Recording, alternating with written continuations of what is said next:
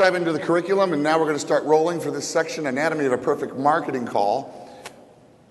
So friends, you've decided that you can do this. You've determined at this point what some of your personal goals are. You've learned how to generate client prospects. Well, you've got the opportunity to stand in front of a group of people. What do? I'd like you to write down presentermedia.com. Do you see these animated PowerPoints I've been using all week? $91 a year to have access to all of these resources. One of the greatest repositories of graphic art that I've ever really enjoyed. I'm wholly taken with presentermedia.com. I think it's great for the nonprofit sector. Okay, in the firmware cloud, we're going to go over in this material what's going to be in the firmware cloud. There'll be the on-site invitation letter. There'll be different versions of the nonprofit development inventory. There'll be the marketing call PowerPoint presentation, multiple written proposals, case documents, awareness packages, cultivation models. Now, with that being said, here is the big deal. Friends, you will get person after person after person who will bring you on site and eat up your time, and they will be very excited, and they will let you know that, wow, we can't wait to explore the opportunity to covenant together. But the minute that you tell them in order for you to come the first time it's going to cost them cash, 90% of them will go away. You have to qualify the prospect. We will come and spend a day with a nonprofit, and there's no obligation. We will come and spend a day so we can earn the right, learn more about them, demonstrate our competencies, find out if they're going to be a good client for us. We'll waive our $5,000 retainer. And if we don't covenant together, it's still been a big win. New friends, new opportunities. I've learned more about the nonprofit sector. But in order for us to come, they may have to spend $500, $700, $1,000 to cover our travel expenses. That way, we are not going backwards financially, and they've got skin in the game. They may have had to get permission, meet with a board subcommittee, get their executive director to go through the process of approving this. The very process of them approving the travel expenses pre-cultivated them and prepared them to take our marketing calls seriously. If you say you're willing to come, and our new counselors do this all the time, they just go. They're so excited about the marketing call. Well, the executive director who's actually going to make the decision shows up 15 minutes late and leaves early because it was never his meeting. So we must qualify the prospect. Do you remember the process whereby which, and CNCI candidates, I'd like you to pay attention to this now in a big way. Do you remember when we went over prospect cultivation and we said the big moment, the sacred moment is the day you get your NDI date from Bob McConnell? Do you recall that? That was item number 1. That's because we know that NDI events generate client prospects, don't we? Now I want you to stay with me. There are all sorts of client prospects that don't come from NDI events. And I want you to check off the different moments that relate to NDI events in that part of the curriculum. Check them off because they're not relevant because you originated the prospect from somewhere else. But in that you have got that prospect and they've agreed to have a discussion with you. You go back to those same notes and you find where you do pick up. So I do not want you to think that your success with our companies is limited to having an NDI event. You should be going to the AFP chapter meeting. You should be serving at Rotary. You should be calling up, mentoring, celebrating. You should be serving. There's any number of ways to generate client prospects outside NDI events. But how do we do it? And now I'll come back to the whole group. I'm going to ask you if I can review this for you again. If somebody expresses interest in what you have to offer, and the reason they are expressing that interest is because Judy explored their pain. Judy identified a need. Judy committed to meeting that need. And she simply said this, you want to know what? I think I can help. In that discussion has started, what is the way whereby which we go from that discussion to a closed contract? That may have been the opener right there. I would like to suggest, okay, Judy is working with the Harvest Hope Food Bank. And she understands, and they understand that there is the need to explore them working together. The first thing that she does is she sends them phase 1 of the nonprofit development inventory. And by the way, I heard that there's somebody here today who actually wants to learn how to provide consulting services to barbers. That person may or may not be here in the room right now, but I want to let you know, anybody who comes to this conference can take all of these approaches and adapt them to any level of consulting, any level of service deliverables. If I was going to be a barber and I wanted to help barbershops, I would send the owner of the barbershop a blank inventory audit and make them fill it out so I could understand how many customers they have, how many donors they have, how big is the revenue stream as a result of haircuts, how many dollars do they have coming in as a result of philanthropy, et cetera, et cetera, et cetera. But remember, Judy began a discussion, she explored their pain, she demonstrated that she could help, so what's the next step? Step number 1 is send the written inventory, because she qualified them. They agreed to pay expenses. Step number 2 is to complete the inventory on site orally with the leadership. And then step number 3 is to make a report to them about the solution to their pain based on you having done the written inventory and the oral inventory. Listen, people come to there's so many people in this room who have already gone through our Major Gifts Ramp Up. They found out that they had a need and that we had a solution. We send them an inventory. They say, Jimmy, when we want to come, it's going to cost you $1,000 for airfare, hotel, meals, and a rental car. Fine, Jimmy, what's the next step? We're going to send you an inventory. You're going to fill it out. It's 11 pages. There's a lot of questions that you won't have answers to. And that's great. That'll tell us what we need to know if there's not an answer. We're going to come on this date. We're going to complete the inventory orally. We're going to take 2 hours, take it off, write, and then we're going to come back and we're going to meet with all your decision makers, and we're going to make a presentation about Major Gifts Ramp Up in the context of your organization. You learned about Major Gifts Ramp Up at the workshop. You learned about Major Gifts Ramp Up at the luncheon event that you hosted. But now we're going to do a miniature NDI event around Major Gifts Ramp Up, except it's going to be tailored to your organization. Because as a result of that inventory, I know that you've existed for 35 years and not 2. As a result of that inventory, I understand that you've all been fee-for-service based, that you actually have no donor file. I understand that even though you have no donor file, you have a group of people that you've served.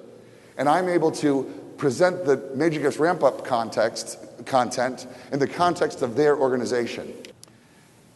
So, in that, we've done the written inventory. In that, we've done the written inventory. Now we are in front of the decision makers. Do you know how much work it took to get all those volunteer board members or staff or administrators, all the decision makers? Do not go unless they've organized the decision makers. Because you've got to present to them so they can make a yes-no decision as it relates to your service. And by the way, here's what's great. The act of them getting the yes-no decision makers all together is 90% of the client close.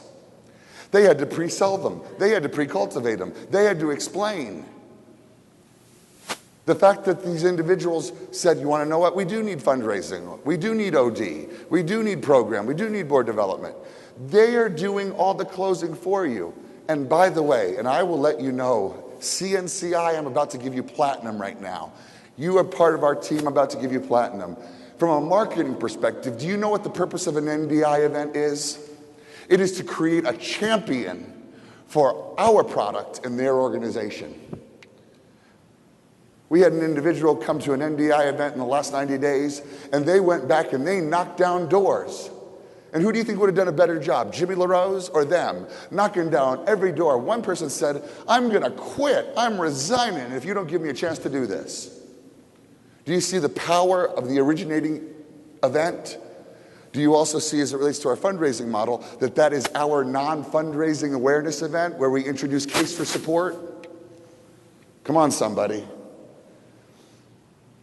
We have created a champion at the NDI event. We have done an inventory, which they filled out. They then took the time to give us a date, but they also organized the entire group of decision makers and cultivated them before we got there. And then it was our responsibility to go in. And boy, at that point, friends, it's ours to lose. That's where, in an orchestral, compelling, symphonic, larger-than-life way, we put a point on the horizon. And we talk about the as-is culture, what they are right now. What they are right now is pain. What they are right now is without affect. What they are right now has needs for improvement. What they are right now is standing stuck on an escalator. We take 45 minutes and we demonstrate to them a change management plan, a change management fundraising plan that takes them from their as-is culture to their to-be culture. And what are they to be? Successful, winners, fundraising, campaign goal, case for support realized, buildings built, lives changed, programs expanded. And friends, at the end of that marketing call, their eyes are rolling in the back of their head. Oh, this is so great. Nothing short of something that spectacular is going to move them across the finish line, because you want to know what they're buying from you? They are buying, you have no inventory. You have no product line that sits on a shelf. They're buying vapor. They're buying the repository of knowledge that's in your brain that's not in theirs. So I'll tell you what, you have to be compelling. And the only way I have found with retainers and counseling, consulting, is to put a point on the horizon. And that point for them is success, campaign success. I guess my point is, friends, is you have got to demonstrate to them chronologically, in a time context, all the different things that have to be put in place that make sense. Do you remember the pyramid from yesterday? What's your pyramid? What's your OD pyramid? What's your board development pyramid? What's your barber hair improvement scheme pyramid? Can you make it clear? Can you do A plus B plus C plus D equals E? Okay, a qualified prospect. I just told you about when you do this marketing call, instead of selling major gifts ramp up, you share with them a vision whereby which major gift ramp up allows them to realize their goals, so it's contextualized. It's no longer about how wonderful we are as consultants. It's no longer about our product.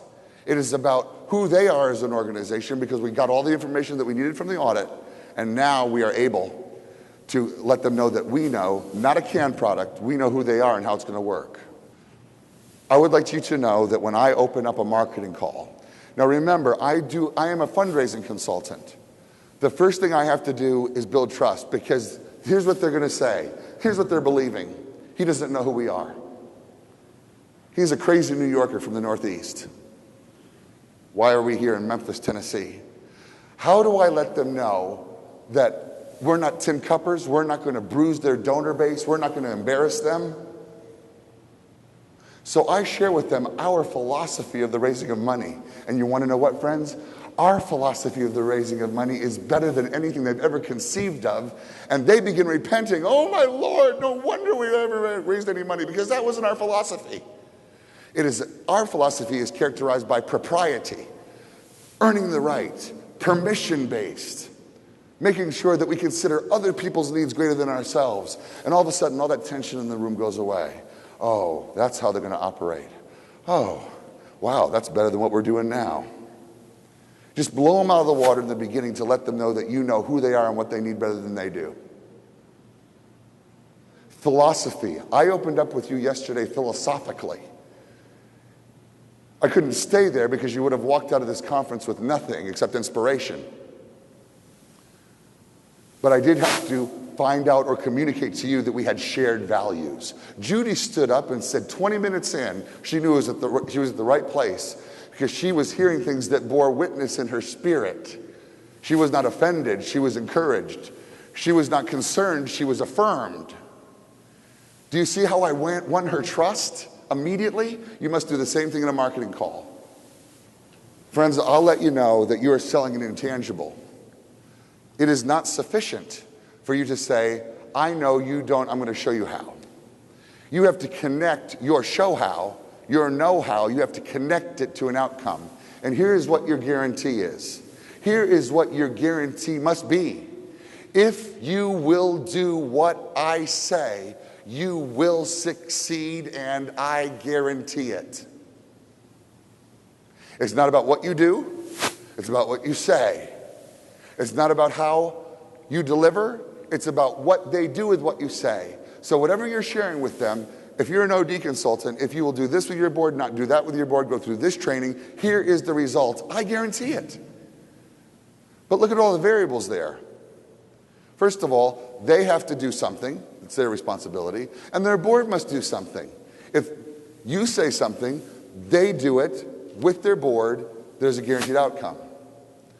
But what if you share something, they do it, but their board chooses not to participate? Well, then the outcome is not reached.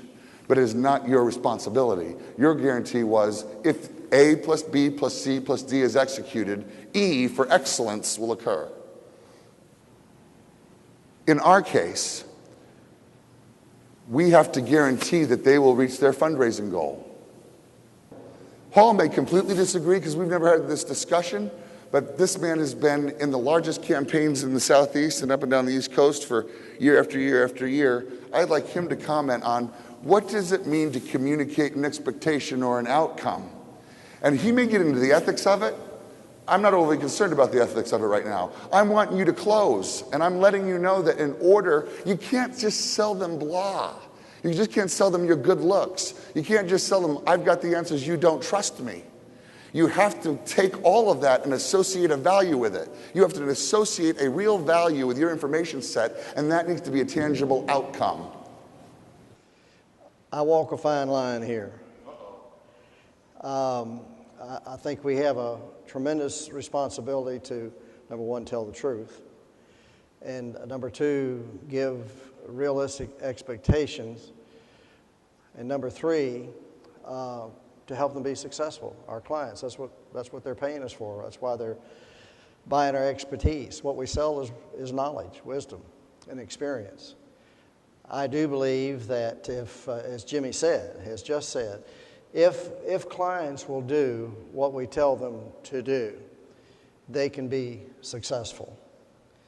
As long as we have determined a realistic goal based on our wisdom of analysis, based on our understanding of the organization, based on all the dynamics of conducting a successful campaign, which is another seminar, based on our experience that they're paying us for, if we have established what we know to be a valid goal, and if the clients will do what we ask them to do and tell them to do, then we can pretty well, with good conscience and good, clear understanding and all ethical considerations, say, yes, you can be successful.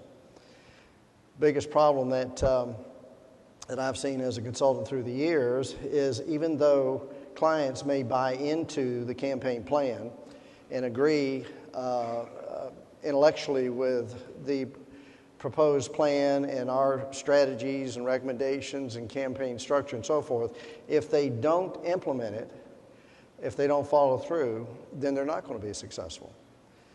But if they will be diligent to do what we tell them to do, then they'll be successful. It's very hard sometimes to get the volunteer boards and other volunteers ad hoc to those boards as campaign leaders to follow the plan. And that's where we as consultants have a responsibility to work with our clients to make sure they are sticking to the game plan.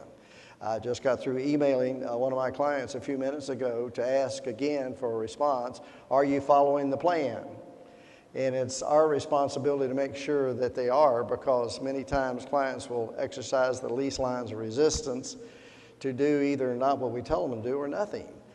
Because sometimes they have the feeling that, well, that's what we're paying you to do. We thought you're the fundraisers, and you're going to come in here and raise the money for us. No, we're the coaches.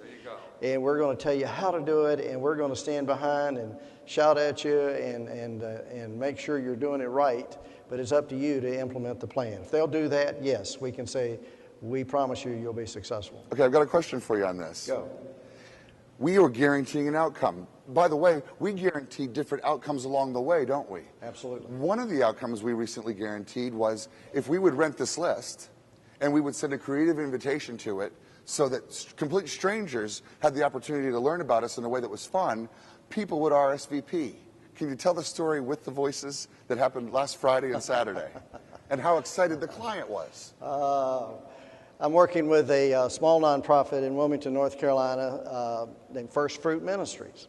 It's a wonderful institution helping the homeless. And they're not only giving out blankets and food, they're bringing people into a facility where they can have a home and be exposed to education and training and spiritual guidance, get their lives back together, and be whole, productive citizens in our society. With that in mind, we're having an awareness event to bring people in to get to know First Fruits who've never heard of them in that community. And they need to know about First Fruit, because I think if they know, they'll want to support the good work that's going on. And the people that we're bringing in are individuals of gravity, wealth, and leadership. Not just anybody, but we have the list we've been able to rent to make sure that these are the right people at this non-fundraising awareness event. Absolutely. I came down here last week, Thursday night. I got here in Fort Lauderdale Thursday night, and Friday morning we had a meeting together, doing some videotaping and so forth. And I got a phone call. Excuse me. Did that Friday morning. Saturday morning, that when we were here in our gathering, I got a phone call from the founder of First Fruit Ministry. Bear in mind now, the invitations to this awareness event went out late Friday. Late Friday, the invitations were dropped in the mail. Saturday morning, I received a phone call from Rick Stoker, the founder of First Fruit Ministries. Hall, let me tell you. And I said, what is it, Rick? He said, well, Miss So-and-so called me just a few minutes ago to say she got an invitation to the meeting. He said, oh, this lady could buy Wilmington if she wanted to. And she's going to come. And I said, that's great. I said, well, what did she say? She said, well, this is what she said. She said, Ricky, this is Miss So-and-so. Got your invitation. She's 85 years old. Said, but my name wasn't on it. My husband's name was on the invitation. And my name wasn't on it. But honey, we're coming. And he was so excited that Mrs. So-and-so got to protect the wealthy folks. And he apologized. And he apologized, told her that was inadvertent, and it was. It meant to have both the couple's names on the invitations, which we prefer when we can do that, and explained to her it was an oversight, and apologized, expressed how excited that they were coming. So here's the point, though. You comment on this, Hall. We guaranteed that client that if they would rent a list of complete strangers, but the right people of wealth, gravity, and influence, send out an invitation to an amazing creative awareness event. We won't get into what that is, but that's an amazing moment. So much so that, first of all, those invitations went out on Friday late, and on Saturday, complete strangers who can buy Wilmington are calling the executive director saying, I'm coming. Well, friends, that's all day long. That's the whole truth. That's guaranteeing an outcome. And they are thrilled, aren't they? Well, they are, because they have stepped out in faith to retain us and to hire us to implement this major gift ramp-up concept. It's new to them, new to everybody. And as far as the prospect and client base in Wilmington area, this plan had never been implemented. So they stepped out on faith to trust us to do what we said we're going to do. And Exhibit A came in Saturday morning by saying, yes, all this effort we've done to produce this awareness event, it's for real. It's paying off. That's great. Thanks, Hall. Would you give them a hand, friends? Friends, they can only go so long without seeing a result that encourages them to keep going. I'll say it again. They can only go so long without experiencing a result that motivates them to keep going with you. So guarantee an outcome, guarantee many outcomes, and follow through. The biggest thing here is this. Do you see those three elements? Very clinical, very dry up on the board. What skills will you transfer? What is the order? What is the timeline? You've got to give that to them, because otherwise you're just selling an outcome, but you're not actually demonstrating the credibility whereby what you're going to do and how they're going to do it and how they're going to win. But I will let you know that that's clinical and that's dry. And the only way I have ever done this is to tell a story. Tell a story on the process whereby which a similar nonprofit did this, A, in this order, B, in this period of time, and tell it in a story. We are fond of saying we served an organization that didn't even have its 501c3. They had a vision, didn't even have their status yet. They weren't even a nonprofit organization. And 36 months later, they had built a $3.3 million facility and had funding to operate it. And here is the way they did it. Here is the order in which these steps were walked out, and here's the time frame where it occurred. And we walked them through that story each step of the way. Do you see the difference between being clinical and saying this is what we're going to do, rather than embodying it and it being pregnant and rich and being part of a story? I just gave you platinum. What was your big win? What was the big win that you had? I had a big win back in the early 90s, and I built my company on it. I changed my course of action, I changed my infrastructure, I changed my product lines, but it was based on another big win that occurred around 2005.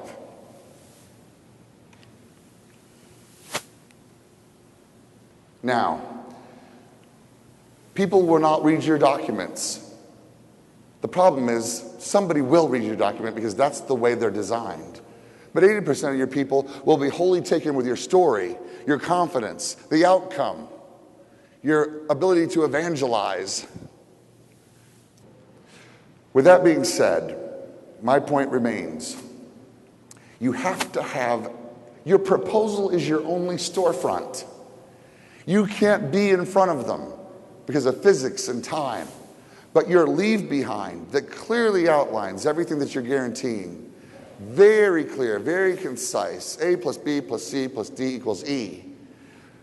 That amazing brochure, that personalized proposal, and then the contractor agreement. If it's not in writing, it's not true. They may not even read it, but at least they know it's all there if they need it. And then, like I said, there's always that one person that will read every single word. But friends, you don't have offices on Lexington and Maine. Or maybe you do. But my point is that you need to view your collaterals as your storefront. Friends, I want you to know that my business cards have gold leaf in them. They are $1 a piece. 1,000 business cards cost me $1,000 because that's the only thing that I'm leaving with these people. DSI is in gold leaf. And why wouldn't I do that? And I want you to know that I did that when I was 22. That's when I started that tradition. Can I get a witness on that? Do you see what I'm saying? I'm not paying rent. It would have been $1,000 a month for rent. Now, I know that you can start a great practice without having gold leaf business cards. But the point is my entire storefront, and by the way, it wasn't no thin, off-perforated through your laser printer baloney. When you get a card from me, it feels like you're getting a 2x4. It's substantive, it's strong. My entire storefront is wrapped up in that card. Oh, and the ink's raised a little bit. See that? Boy, I can feel it right now. That ink's got a little bit of raise on it. It's tangible. At least I'm getting a smile out of Peter. Wait for my card. I think that I have my gold leaf business card in my briefcase.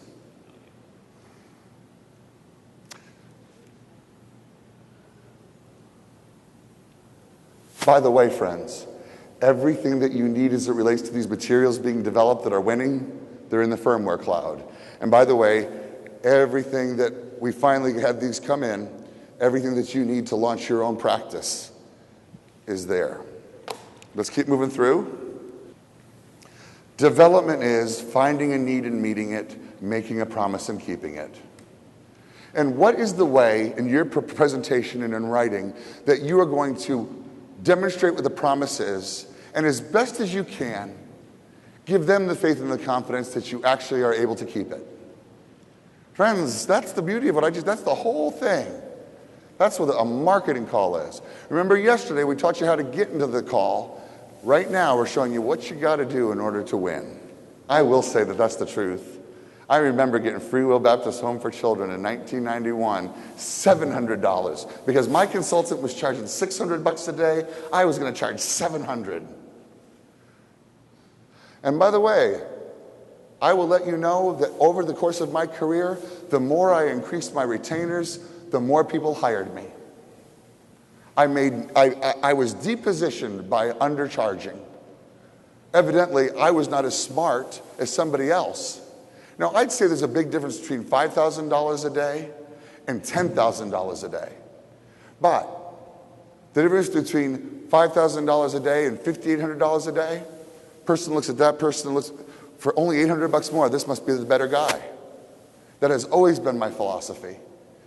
We must be competitive, but we must always charge more than everybody else. There is no merit in charging less. Now, friends and family, do you see what I'm saying philosophically? I got Paul giving me the evil eye back there. Because we charge considerably less to meet a certain market niche's needs, the smaller nonprofit. But even there, if there's somebody competing in that space, we want to charge them in a way where they feel like they are getting the best. And part of that is the retainer price.